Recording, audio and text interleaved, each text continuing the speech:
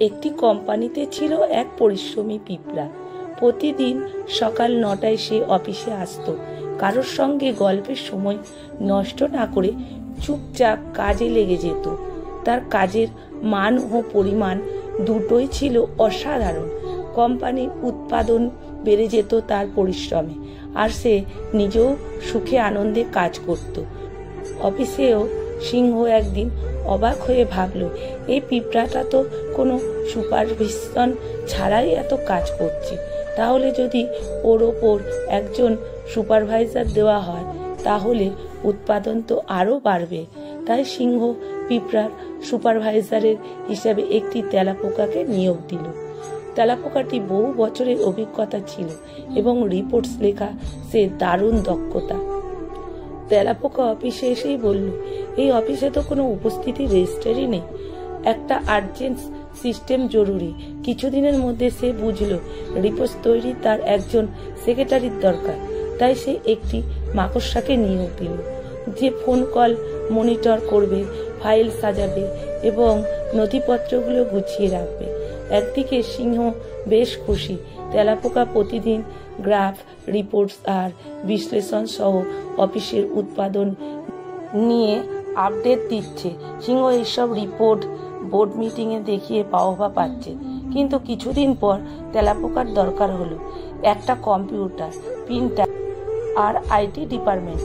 তাই সে মাছিকে IT officer হিসেবে নিয়োগ দিল। এখন পিঁপড়ার জীবনে পুরো বদলে গেল।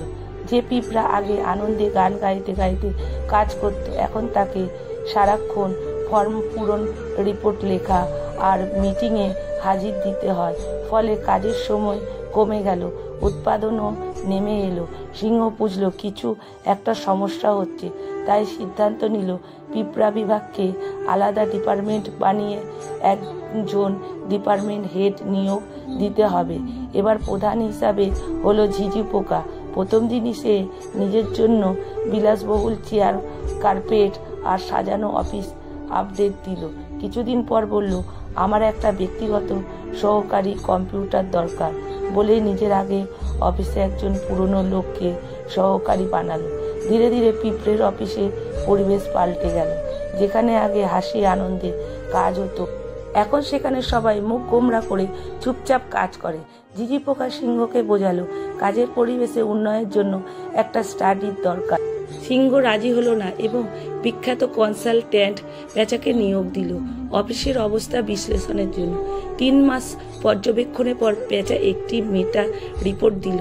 তার সারসংক্ষেপ ছিল, অফিসের কর্মপ্রয়োগ এর তুলনায় বেশি উৎপাদন বাড়তে হলে কর্মক্ষেত্রে কিছু ছাঁটাই করা জরুরি। পরের সপ্তাহে কয়েকজন কর্মী ছাঁটাই করা হলো। সবচেয়ে প্রথমে বাদ পড়ল পিঁপড়ে, যে এক সময় এই অফিসে আসল জলসত্যি ছিল। পেঁচার রিপোর্টস লেখা ছিল, এই কর্মী মোটিভেশন কমে গেছে, সে নেতিবাচক আচরণ করেছে যা অফিসের পরিবেশ নষ্ট করেছে।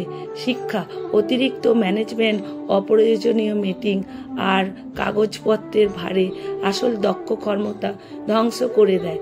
যারা সত্যিকারের অর্থ কাজ করে তাদের অমূল্যায়ন করলে প্রতিষ্ঠার ক্ষতিগ্রস্ত আর শেষ পর্যন্ত বলি পাটা হয় সেই নিষ্ঠাবান কর্মী যার কাঁধে একজন পুরোপুরি অফিস টিকে ছিল। এইভাবে একজন গার্মেন্টস শ্রমিক কর্মজীবন একজনের ওপর ভার করেই চলেছিল। হাজার মানুষ, অথচ ওই একজন